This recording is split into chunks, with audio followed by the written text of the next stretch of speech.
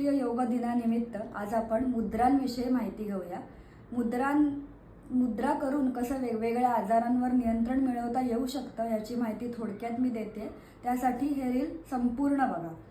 तर ही हाताची जी 5 बोटं आहेत ती पृथ्वी, जल, तेज, वायू आणि आकाश अशी 5 महाभूतं रिप्रेझेंट करतात।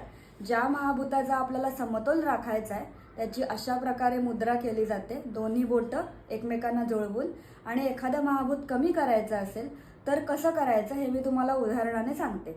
समजा आपल्याला जुलाब झाले आहेत, तर शरीरातलं जल महाभूत वाढलंय आणि ते कमी करायचं आहे, तर त्यासाठी आपण ही करंगळी म्हणजे जल महाभूत हे ह्या अंगठाच्या मुळाशी लावायचं आणि त्याच्यावर हा अंगठा ठेवायचा, जेणेकरून जल महाभूत कमी झालं आणि त्याच्यावर तेज महाभूत वाढलं, म्हणजेच पचन वाढलं।